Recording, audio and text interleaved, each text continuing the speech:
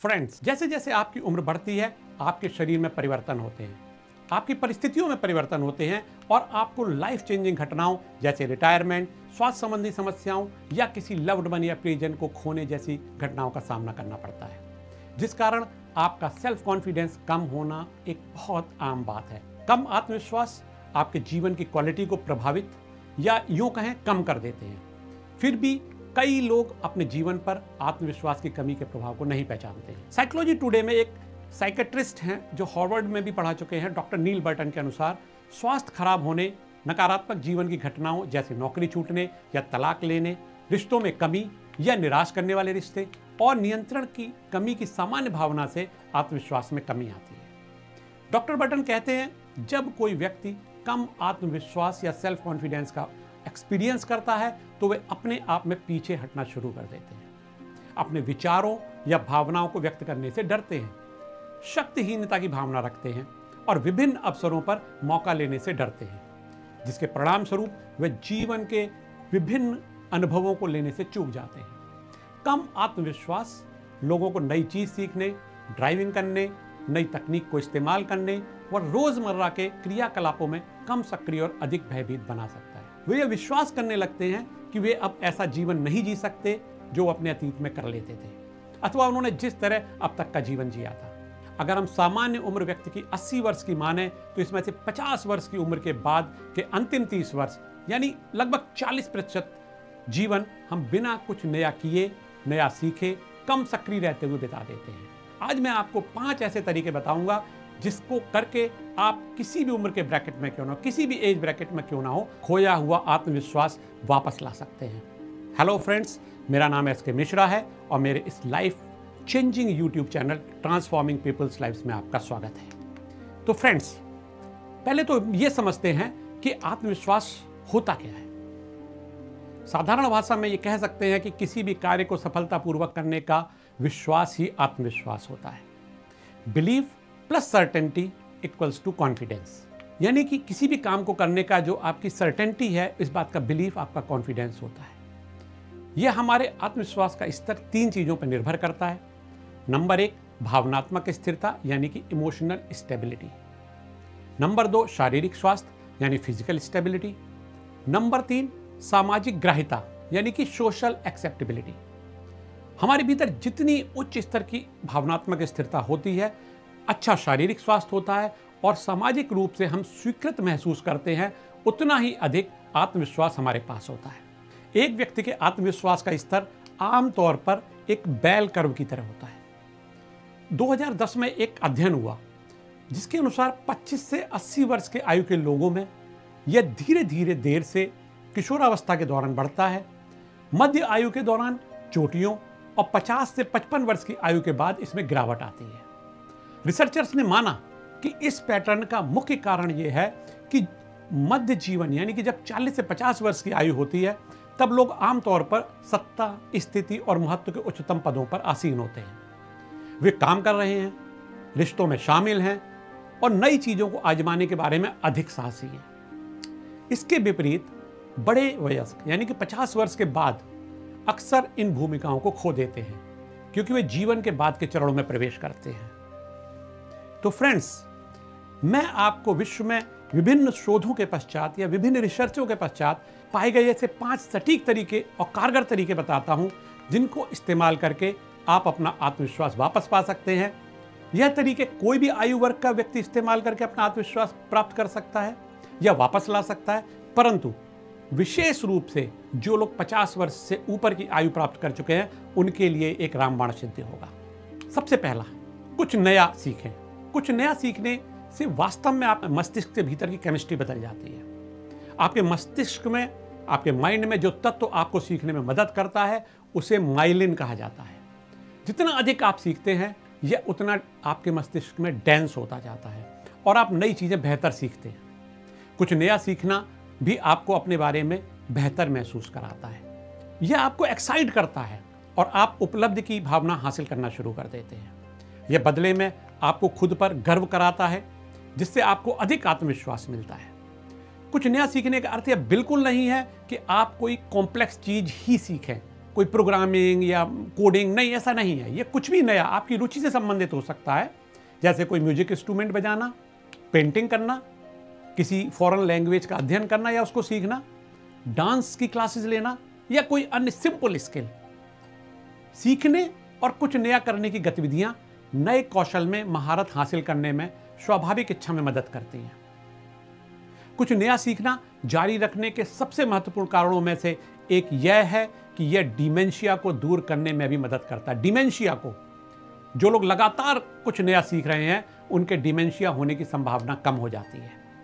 Dementia, मैं आपको बताना चाहूंगा, एक तरह की दिमाग से संबंधित बीमारी है जिसकी संभावना उम्र बढ़ने के साथ ज्यादा होती है, या यह अधिकतर उम्र दराज लोगों में होती है। इस बीमारी से ग्रसित व्यक्ति में प्रमुख लक्षण स्मरण शक्ति की कमी का होना, जरूरी चीजों को भूल जाना, सोचने में कठिनाई होना, छोटी छोटी समस्याओं को बिना सुलझा पाना, भटक जाना व कई अन्य लक्षण दिखाई देते हैं। नंबर 2, अपने कंफर्ट जोन से हटकर कुछ करें। अपने कंफर्ट जोन से हटकर कुछ करें। Do something out of your comfort zone. यह थोड़ा कॉम्प्लेक्स हो सकता है। कंफर्ट जोन से हटकर कुछ करने की कोशिश करने के लिए कुछ चुनते समय इतनी दूर नहीं जाना चाहिए कि इससे अतिरिक्त मनोवैज्ञानिक, शारीरिक या भावनात्मक नुकसान हो। यहां मैं कहता हूं, एक ऐसी गतिविधि चुनें जिसे आप जानते हैं कि इसे ट्राई करने से आपको किसी भी तरह की से कोई नुकसान नहीं होगा। इस प्रकार कोशिश करने से आपको अपने बारे में बेहतर महसूस करने में मदद मिलेगी। यहां की बस कुछ प्रयास करने के लिए है। आपको इसमें महान होने की आवश्यकता नहीं है। कुछ ऐसा कार्य करने का प्रयास करें जो आपको थोड़ा परेशान करता है, और यह जानकर कि आपके पास ऐसा करने का साहस है, आपके आत्मविश्वास को बढ़ाने में मदद करने के लिए पर्याप्त है। ऐसा करने से आपके भीतर डोपामाइन और सेरोटोनिन नाम के 2 हैप्पी हार्मोन, जिन्हें हम न्यूरोट्रांसमीटर कहते हैं, रिलीज होते हैं, जो आपको फील गुड कराते हैं। अब आते हैं तीसरे पर, खुद को शारीरिक रूप से चुनौती दें। खुद को शारीरिक रूप से चुनौती दें। एक शारीरिक चुनौती का पता लगाएं जिसे आप वास्तविक रूप से पूरा कर सकते हैं, और उसके निष्पादन की, उसको करने की योजना बनाएं, और फिर उस लक्ष्य को पूरा करने के लिए काम करें। उदाहरण के लिए, आप 5 किलोमीटर की वॉकिंग के लिए अपने आप को ट्रेन करें, कोई बूट कैंप कक्षाओं की एक श्रृंखला पूरी करें, या 1 महीने के लिए कुछ मील चलने का चैलेंज लें। मैं 5 मील 1 महीने में चलूंगा। व्यायाम का कोई भी रूप हो, चाहे वह कितना भी बड़ा या छोटा क्यों ना हो, शारीरिक और मानसिक स्वास्थ्य दोनों के लिए फायदेमंद है। नियमित व्यायाम आपको सक्रिय होने की, आपकी क्षमता में विश्वास पैदा करने में भी मदद करता है, जबकि मिनी लक्ष्यों को, जो मिनी टारगेट्स के साथ एक टारगेट सेट करने से आपको उपलब्धि की अद्भुत भावना का अनुभव होता है। साथ ही वर्कआउट के दौरान शरीर आपका एंडोर्फिन और सेरोटोनिन सहित कई हार्मोन रिलीज करता है। ये हार्मोन स्वाभाविक रूप से मूड, आपकी अनुभूति और एकाग्रता को बेहतर बनाने में मदद करते हैं। आप में आत्मविश्वास जागृत करते हैं। नंबर 4, अच्छा लगना। जब आप अच्छे दिखते हैं तो आप अच्छा महसूस करते हैं। इसीलिए अपने रूप पर, अपने आप पर, अपनी पर्सनैलिटी पर गर्व करें। यह पर्सनैलिटी आपकी उम्र के साथ और अच्छी होती है। ये विश्वास करें कि आपकी पर्सनैलिटी आपकी उम्र के साथ अच्छी हो रही है। आपके अंदर का एक्सपीरियंस आपकी पर्सनैलिटी को बनाता है। अच्छी स्वच्छता का अभ्यास करने का एक बिंदु बनाएं, और हर सुबह ऐसे कपड़े पहने जैसे आप काम पर जा रहे हो। ज्यादातर लोग उम्र बढ़ने के साथ ढीले ढाले कपड़े पहनना शुरू कर देते हैं। ढीले कपड़ों के स्थान पर फिटिंग के कपड़े जो डिसेंट लगे पहने। चुस्त कपड़े आपको मानसिक रूप से फुर्तीला बनाते हैं, वह एक प्रकार का आत्मविश्वास पैदा करते हैं। जब आप अपनी उपस्थिति में सुधार करने का प्रयास करते हैं तो आप पाते हैं कि आपकी खुद की राय अधिक पॉजिटिव हो जाती है। नंबर 5, आयुवाद यानी एजिंग। एजिंग में विश्वास ना करें। वृद्ध वयस्कों के आत्मविश्वास खोने का एक और कारण है आयुवाद।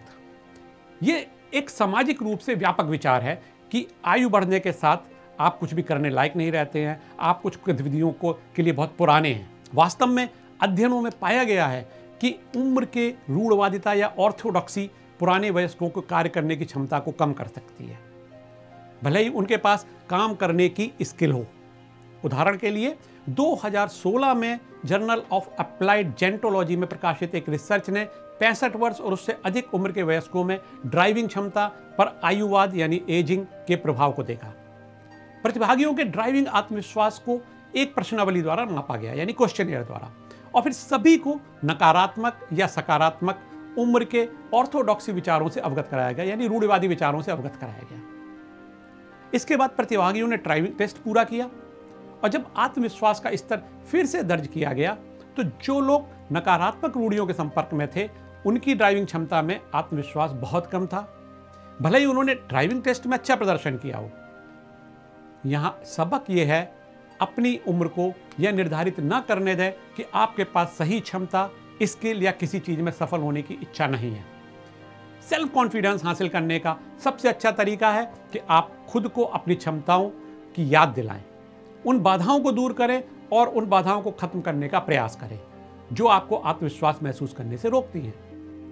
अगर आप वह सब कुछ नहीं कर सकते तो जो आपने एक बार किया था या उसी स्तर या उसी तीव्रता से नहीं कर सकते हैं तो इस पर बुरा ना माने। लक्ष्य इस बात पर ध्यान केंद्रित करना है कि आप अभी क्या कर सकते हैं। यह आपको यह दिखाने में मदद करेगा कि आपके पास देने के लिए बहुत कुछ है और फिर आप एक सक्रिय और संतोषजनक जीवन का आनंद ले सकते हैं। फ्रेंड्स, अगर आपको मेरा यह प्रयास पसंद आया हो तो इस वीडियो को लाइक करें, ज़्यादा से ज़्यादा शेयर करें, कमेंट करें। लाइफ से जुड़े किसी अन्य पहलू पर अगर आप कोई वीडियो देखना चाहते हो तो जरूर कमेंट बॉक्स में लिखें। हमारा प्रयास होगा कि हम जल्द से जल्द उस पर एक वीडियो बनाएं।